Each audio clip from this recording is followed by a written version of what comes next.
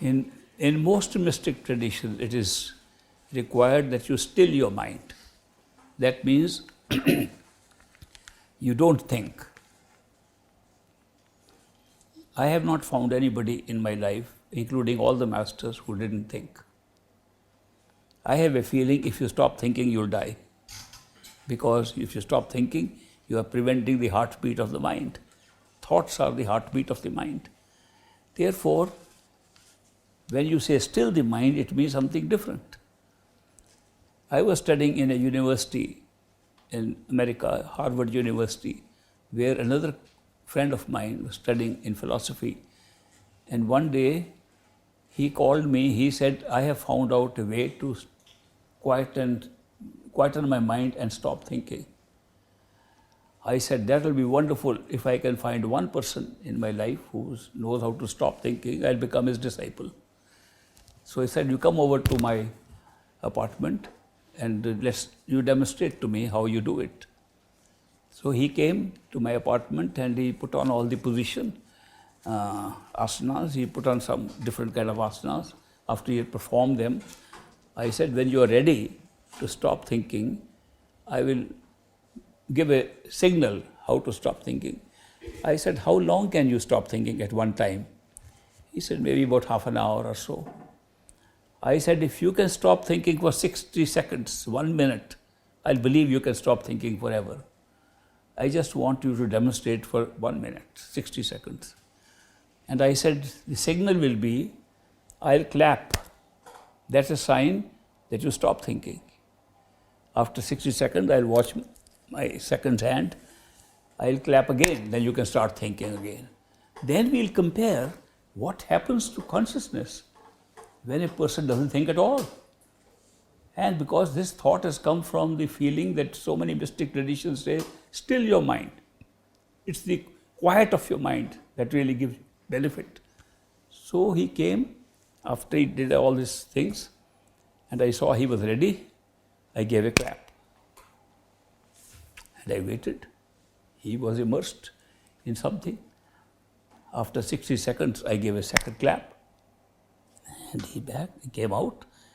I said, let's have a little conversation so I understand what happens to a person's consciousness when he is not thinking at all. First question I want to ask you is, how did you know that when I clap, you'll be able to stop thinking? How did you know that? I said, don't make up anything. Tell me what you remember. If you remember what actually happened, it will be good information for us. So I said, when I clapped, how did you know? Now you should stop thinking. He said, I remember.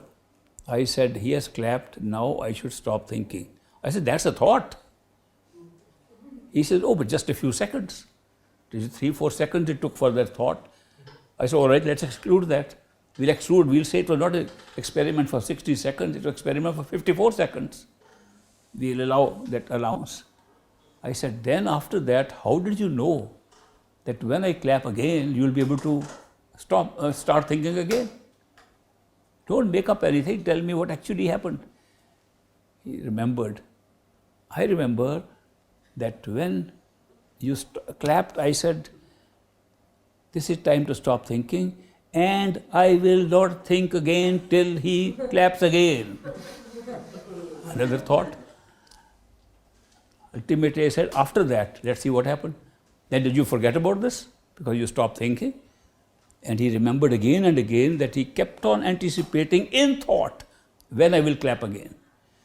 After a little 5-minute review in our conversation, he said, oh my God, I was thinking more during the 60 seconds than ever before. How did he make a mistake of thinking that he stopped thinking? Because he was only listening to one channel, which can be stopped. And the mind jumps to another channel, finer channel, in which he was thinking all these things. That's the nature of the mind. Mind never stops thinking. So when we say, still your mind, quieten your mind, in quiet, you really get everything. It really means don't listen to your mind and be away from it and be quiet, which you can do. It's called ignoring the mind.